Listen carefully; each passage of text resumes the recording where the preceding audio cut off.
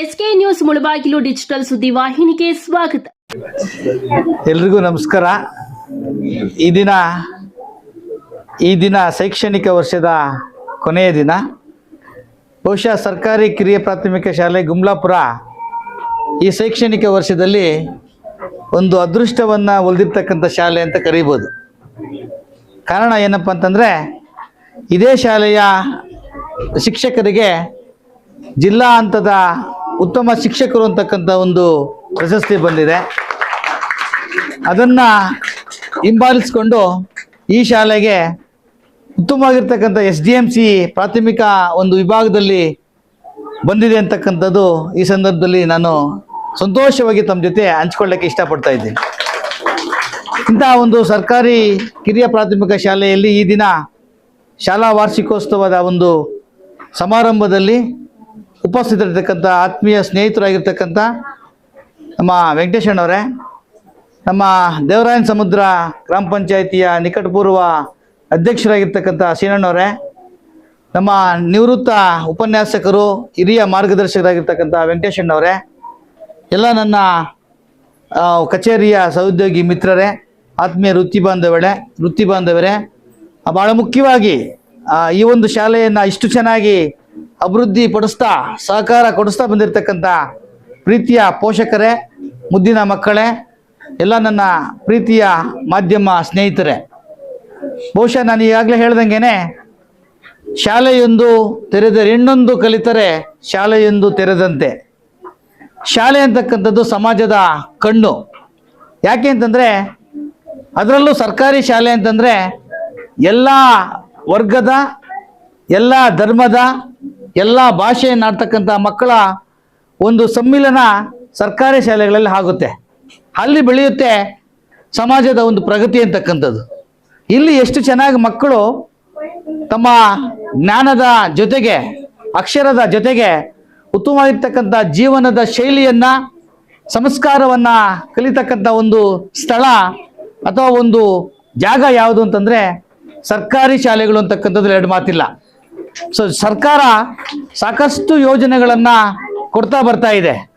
ಈಗ ಪ್ರಸ್ತುತ ನಾನು ಒಂದು ಆಂಗ್ಲ ಮಾಧ್ಯಮದ ಎಲ್ಲ ಸರ್ಕಾರಿ ಶಾಲೆಗಳಲ್ಲಿ ಆಂಗ್ಲ ಮಾಧ್ಯಮವನ್ನು ಪ್ರಾರಂಭ ಮಾಡಬೇಕು ಅಂತಕ್ಕಂಥ ಒಂದು ವಿನೂತನವಾಗಿರ್ತಕ್ಕಂಥ ಯೋಜನೆಯನ್ನು ಸರ್ಕಾರ ಪ್ರಾರಂಭ ಮಾಡಿ ಶಿಕ್ಷಕರಿಗೆ ಆ ಕುರಿತಂತೆ ತರಬೇತಿಯನ್ನು ಕೊಡಬೇಕು ಅಂತಕ್ಕಂಥ ಉದ್ದೇಶವನ್ನು ಇಟ್ಕೊಂಡು ತರಬೇತಿ ಕೊಡ್ತಾ ಬರ್ತಾ ಇದ್ದೀವಿ.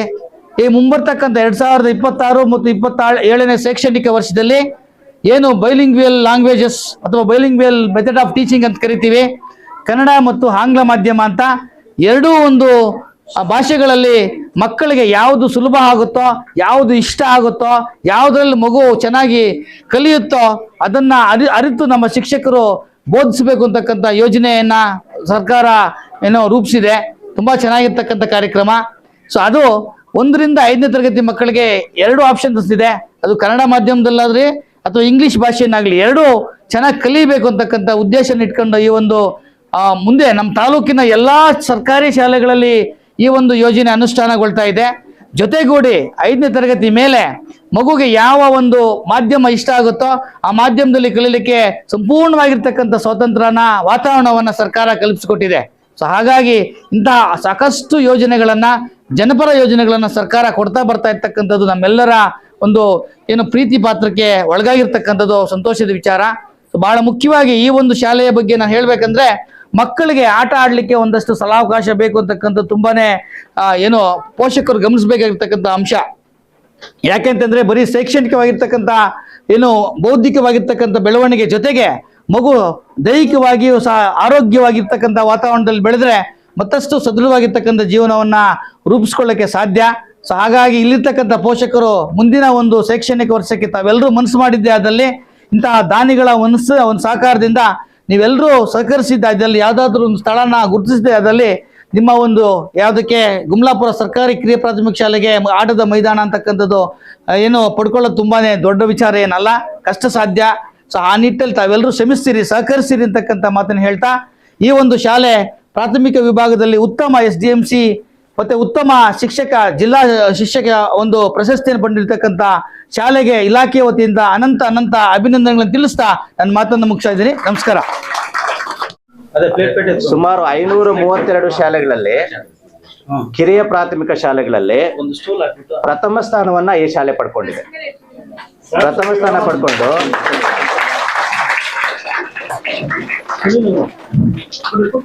₹50,000 ಸರ್ಕಾರದಿಂದ ಈ ಶಾಲೆಗೆ ಒಂದು ಅನುದಾನ ಬಿಡುಗಡೆ ಆಗಿದೆ.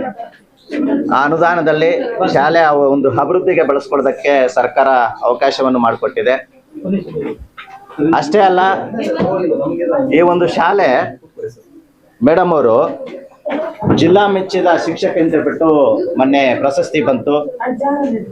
ಇಡೀ ಜಿಲ್ಲೆಯಲ್ಲಿ ಕಿರಿಯ ಪ್ರಾಥಮಿಕ ಶಾಲೆಗಳಲ್ಲಿ ಲಕ್ಷ್ಮೀದೇವಿ ಮೇಡಮ್ ಅವ್ರಿಗೆ ಇಡೀ ಜಿಲ್ಲೆಯಲ್ಲೇ ಅವರು ಜಿಲ್ಲಾ ಮೆಚ್ಚಿದ ಶಿಕ್ಷಕಿ ಅಂತ ಬಿಟ್ಟು ಪ್ರಶಸ್ತಿಯನ್ನು ಪಡ್ಕೊಂಡ್ಬಂದ್ರು. ಅಷ್ಟೇ ಅಲ್ಲ, ಇಲ್ಲಿರ್ತಕ್ಕಂಥ ಮಕ್ಕಳು ಕೂಡ ಅಷ್ಟೇ. ನೀವು ಬೇಕಾದ್ರೆ ಟೆಸ್ಟ್ ಮಾಡ್ಕೊಳ್ರಿ, ಯಾವುದೇ ಖಾಸಗಿ ಶಾಲೆಗಿಂತ ಹೆಚ್ಚಾಗಿ ಚೆನ್ನಾಗಿ ಮಕ್ಕಳು ಓದ್ತಾರೆ. ಇಂಗ್ಲೀಷ್ ಆಗಿರ್ಬೋದು, ಗಣಿತ ಲೆಕ್ಕಗಳಾಗಿರ್ಬೋದು, ಕನ್ನಡ ಭಾಷೆಗಳಾಗಿರ್ಬೋದು, ಅವರಷ್ಟಕ್ಕೆ ಅವರೇ 3ನೇ ಕ್ಲಾಸ್ ಮಗು ನೀವೇನು ಹೇಳ್ತೀರೋ ಅದನ್ನು ಬರೀತದೆ ಇಲ್ಲಿ. ಮತ್ತು ಇಂಗ್ಲೀಷು ಯಾವ ನೀವು ಬುಕ್ ಕೊಡ್ತೀರೋ ಕೊಡಿ, ಆ ಮಗು ಓದುತ್ತೆ. ಈ ರೀತಿಯಾಗಿ ಶಾಲೆಯ ಒಂದು ಅಭಿವೃದ್ಧಿಯನ್ನು ಇವರು ಇಬ್ಬರು ಮೇಡಮ್ ಅವರಂತೂ ಅವಾಗಲೇ ಅವ್ರು ಹೇಳ್ತಾ ಇದ್ರು, ಸರ್ ರಾಜಕೀಯ ಜಾಸ್ತಿ ಶಾಲೆಗಳಲ್ಲಿ, ರಾಜಕೀಯಕ್ಕಿಂತ ಮಕ್ಕಳಿಗೆ ಹೆಚ್ಚಿನ ಒಂದು ಆದ್ಯತೆ ಕೊಡೋದಿಲ್ಲ ಅಂತೇಳ್ಬಿಟ್ಟು. ಹಾಗೇನಿಲ್ಲ, ನನ್ಗೆ ಗೊತ್ತಿದ್ದ ಮಟ್ಟಿಗೆ ಈಗ ಮಲ್ಲಾಯ್ಕನಹಳ್ಳಿ ಪಂಚಾಯತಿಯಲ್ಲಿ ಎಲ್ಲ ಟೀಚರ್ಸ್ ಕೂಡ ರಾಜಕೀಯದಲ್ಲಿ ಯಾರು ಕೂಡ ಅಷ್ಟೊಂದು ತೊಡಸ್ಕೊಳ್ತಾ ಇಲ್ಲ. ಶಾಲೆಗಳಲ್ಲಿ ಹೆಚ್ಚು ತೊಡಸ್ಕೊಳ್ತಾರೆ. ಮಕ್ಕಳನ್ನ ವಿದ್ಯಾಭ್ಯಾಸ ಮಾಡೋದ್ರಲ್ಲಿ ಯಾರು ಕೂಡ ಮೋಸ ಮಾಡ್ತಾ ಇಲ್ಲ ಅಂತ ನನ್ನ ಅನಿಸಿಕೆ. ಯಾರೋ 1-2 ಇರ್ಬೋದು, ಇರ್ತಾರೆ, ಹೇಳಕ್ಕಾಗೋದಿಲ್ಲ. ಆದ್ರೆ ಇಲ್ಲಿ ಅವರಿಬ್ರು ಕೂಡ ತುಂಬಾ ಒಗ್ಗಟ್ಟಿಂದ ಒಬ್ರಿಗೊಬ್ರು ಯಾವತ್ತೂ ಕೂಡ ಅವರು ಮಕ್ಕಳ ಬಗ್ಗೆ ಯಾವತ್ತೂ ಕೂಡ ರಾಜಿ ಮಾಡ್ಕೊಳ್ಳೋದಿಲ್ಲ. ತುಂಬಾ ಚೆನ್ನಾಗಿ ಹೇಳ್ಕೊಡ್ತಾರೆ. ಒಂದು ಪ್ರತಿಭಾ ಕಾರಂಜಿ ಆಗಿರ್ಬೋದು, ಒಂದು ಗಣಿತ ಕಲಿಕೋತ್ಸವ ಆಗಿರ್ಬೋದು, ಮತ್ತೆ ಯಾವುದು ಇದು ಕಳೋತ್ಸವ ಆಗಿರ್ಬೋದು, ಎಲ್ಲದರಲ್ಲೂ ಕೂಡ ಇವ್ರ ಶಾಲೆನೆ ಉತ್ತಮ ಒಂದು ಪ್ರತಿಭೆಯನ್ನ ಕಲಿಸಿರ್ತಕ್ಕಂಥ ಮಕ್ಕಳಿಲ್ಲಿ ನೋಡಿ. ಟೀಚಿಂಗ್ ಏಡ್ಸ್ ಎಲ್ಲನೂ ಕೂಡ ಎಷ್ಟು ಚೆನ್ನಾಗಿ ಮಾಡಿಟ್ಕೊಂಡಿದ್ದಾರೆ. ಅದೇ ನಾವು ದಾಖಲೆಗಳನ್ನು ಕೂಡ ನೋಡಿದ್ರು ಕೂಡ ದಾಖಲೀಕರಣ ಕೂಡ ಅಷ್ಟು ಚೆನ್ನಾಗಿದೆ. ಬೇರೆ ಶಾಲೆಗಳಲ್ಲೂ ಮಾಡಿದ್ದಾರೆ, ಆದರೆ ದಾಖಲೀಕರಣ ಮಾಡಿಲ್ಲ. ಅವರು ಮಾಡಿದ ಇದಕ್ಕೆ ಅವ್ರ ಪುಷ್ಟಿಯಲ್ಲಿ ನಮ್ಮದು ಮಲ್ಲಾಯ್ಕನಹಳ್ಳಿ ಶಾಲೆ ಕೂಡ ಅದು ಆಗಿತ್ತು, ಹಿರಿಯ ಪ್ರಾಥಮಿಕ ಶಾಲೆ ಆಗಿತ್ತು. ಅದು ದಾಖಲೀಕರಣ ಸರಿ ಇಲ್ಲ ಅಂತ ಬಿಟ್ಟು ಅದು ಕೊನೆ ಹಂತದಲ್ಲಿ ಅದು ಆಗಲಿಲ್ಲ. ಆದರೆ ಇದು ಎಲ್ಲ ಹಂತದಲ್ಲೂ ಕೂಡ ಪಾಸಾಗಿ ಜಿಲ್ಲಾ ಹಂತದಲ್ಲಿ, ತಾಲೂಕು ಹಂತದಲ್ಲಿ ಪಾಸ್ ಆಗಿಬಿಟ್ಟು ಇವ್ರಿಗೆ ಮೊದಲನೇ ಒಂದು ಪ್ರಥಮ ಸ್ಥಾನ ಬಂತು. ಹಾಗೇನೆ ಈ ಒಂದು ಊರಿನ ಒಂದು ಪೋಷಕರಲ್ಲಿ ಎಲ್ಲ ಅಕ್ಕಂದರು ಅಕ್ಕ ತಂಗಿಯರೆಲ್ಲ ಕೂಡ ಬಂದಿದ್ದೀರಾ. ಇವರು ಸುನಿಲನವರು ಬಂದಿದ್ದಾರೆ. ಮುಖ್ಯವಾಗಿ ನೀವು ನೋಡ್ತಾ ಇದ್ದೀರಾ, ಈ ಮಕ್ಕಳು ಈ ಖಾಸಗಿ ಶಾಲೆಗಳು ಆ ಕಡೆ ಸಿದ್ದಿಕ್ಷಾ ಇದೆ, ಈ ಕಡೆ ಬ್ರಾಹ್ಮಣಿ ಇದೆ, ಮಧ್ಯದಲ್ಲಿ ನಮ್ಮ ಸರ್ಕಾರಿ ಶಾಲೆ ಇದೆ. ಈ ಶಾಲೆಯನ್ನ ಉಳಿಸ್ಕೊಳ್ತಕ್ಕಂಥದ್ದು ಎಷ್ಟು ಕಷ್ಟ ಇದೆ ಅಂತ ಬಿಟ್ಟು ಮಾಧ್ಯಮ ಮಿತ್ರರು ಕೂಡ ಅರ್ಥ ಆಗುತ್ತೆ. ಆದ್ರೂ ಕೂಡ ಇಲ್ಲಿ 25 ಮಕ್ಕಳು ಇಲ್ಲಿ ವ್ಯಾಸಂಗ ಮಾಡ್ತಾ ಇದ್ದಾರೆ ಅಂತಂದ್ರೆ ಆ ಮೇಡಮ್ ಅವರ ಶ್ರಮ ಎಷ್ಟಿದೆ ಅಂತ ಬಿಟ್ಟು ನಿಮ್ಗೆ ಅರ್ಥ ಆಗುತ್ತೆ. ಅಷ್ಟೇ ಅಲ್ಲ, ಪೋಷಕ ವರ್ಗದವರಲ್ಲಿ ಒಂದು ಮನವಿ, ಇಂಗ್ಲಿಷ್ ಮೀಡಿಯಮಲ್ಲಿ ಕೂಡ ಬರೋ ವರ್ಷದಿಂದ ಮೇಡಮ್ ಅವರು ಹೇಳ್ಕೊಡ್ತಾರೆ. ನೀವು ಇಂಗ್ಲಿಷ್ ಮೀಡಿಯಂಗೆ ಇಲ್ಲಿ ಮಾಡ್ತಾ ಇದ್ರೆ ಮುಂದಿನ ಒಂದು ದಿನಗಳಲ್ಲಿ ಸರ್ಕಾರನೇ ಇಂಗ್ಲೀಷಲ್ಲಿ ಹೇಳ್ಕೊಡೋದಕ್ಕೆ ಅವಕಾಶ ಮಾಡಿಕೊಡುತ್ತೆ. ಅದರಿಂದ LKG UKG ಮಕ್ಕಳು ಕೂಡ ಬೇಕಾದ್ರೆ ಇಲ್ಲಿ ಸೇರಿಸ್ಕೊಂಡ್ರೆ ಮೇಡಮ್ ಅವ್ರು ಶ್ರಮಪಟ್ಟು ಅವ್ರಿಗೆ ಆ ಪಾಠವನ್ನು ಹೇಳ್ಕೊಡ್ತಾರೆ. ಆದ್ದರಿಂದ ದಯವಿಟ್ಟು ನೀವು ಆ ಮಕ್ಕಳನ್ನ ಇಲ್ಲಿ ಸೇರಿಸಿ. ಅತಿ ಮುಖ್ಯವಾಗಿ ನಿಮಗೆ ಇಲ್ಲಿ ಇನ್ನೊಂದು ರೂಮ್ ಇದೆ, ಸರ್ ಹೇಳ್ತಾ ಇದ್ರು, ಇನ್ನೊಂದು ರೂಮ್ ಆ ಕಡೆ ಇದೆ. ಆದರೆ ಮಕ್ಕಳು ಹೋಗಿ ಬರೋದಕ್ಕೆ ತೊಂದರೆ, ಯಾಕಂದ್ರೆ ರೋಡ್ ಇದೆ, ಹೈವೇ ಇದೆ, ಅದು ದಾಟ್ಕೊಂಡು ಹೋಗ್ಬೇಕು ಅಂದರೆ ತೊಂದರೆ. ಇಲ್ಲಿರ್ತಕ್ಕಂಥ ಊರಿನ ಅಕ್ಕ ತಂಗಿರು ಏನಾದರೂ ಮನಸ್ಸು ಮಾಡಿ ನಿಮ್ಮ ಮನೆಗಳಲ್ಲಿ ಹೇಳಿ, ಅಥವಾ ಹಿರಿಯರು ಯಾರಾದರೂ ಇರ್ತಕ್ಕಂಥವ್ರಿಗೆ ರಾಜಕೀಯ ನಾಯಕರಿಗೆ ಹೇಳಿ, ಅಲ್ಲ ಇಲ್ಲಿ ಬಂದಿರ್ತಕ್ಕಂಥವ್ರು ಕೂಡ ಆಗಿರ್ಬೋದು, ಇಲ್ಲೇನಾದರೂ ಒಂದು ಜಾಗ ಮಾಡ್ಕೊಂಡು, ಜಾಗ ಇದ್ದಿದ್ರೆ ನಾವೇ ಕೂಡ ಬಿಲ್ಡಿಂಗ್ ಹಾಕ್ಸ್ಬಿಡ್ತೀವಿ, ನಮ್ಮ ಇಲಾಖೆಯಿಂದನೇ ಹಾಕ್ಸ್ಬಿಡ್ತೀವಿ. ಮುಖ್ಯವಾಗಿ ಕಟ್ಟೋದಕ್ಕೆ ಜಾಗ ಬೇಕು. ಆ ಜಾಗ ಏನಾದರೂ ಎಲ್ಲಾದರೂ ಇಲ್ಲಿ ವ್ಯವಸ್ಥೆ ಇದು ಶಾಲೆಗೆ ಏನಾದರೂ ಆ ಒಂದು ಆಸ್ತಿಯನ್ನು ಖಾತೆ ಮಾಡಿಕೊಟ್ರೆ ಬಿಲ್ಡಿಂಗ್ ಸರ್ಕಾರದಿಂದನೇ ಆಗುತ್ತೆ. ಮುಖ್ಯವಾಗಿ ಜಾಗ ಬೇಕು, ಅಂಥದ್ದು ಗುಡಿಸ್ಬೇಕು, ಅಥವಾ ಎಲ್ಲಾದರೂ ಆ ಶಾಲೆಗೆ ಖಾತೆಯನ್ನು ಮಾಡಿಕೊಟ್ರೆ ಬಿಲ್ಡಿಂಗ್ ಆಗುತ್ತೆ. ಆ ಒಂದು ವ್ಯವಸ್ಥೆಯನ್ನು ಮಾಡಬೇಕು ಅಂತ ಹೇಳಿ ಈ ಸಂದರ್ಭದಲ್ಲಿ ತಮ್ಮಲ್ಲಿ ಮನವಿ ಮಾಡ್ಕೊಳ್ತಾ ಈ 2 ಮಾತುಗಳನ್ನ ಆಡಲು ಅವಕಾಶ ಮಾಡಿಕೊಟ್ಟ ತಮ್ಮೆಲ್ಲರಿಗೂ ವಂದಿಸ್ತಾ, ಜೈ ಹಿಂದ್, ಜೈ ಕರ್ನಾಟಕ.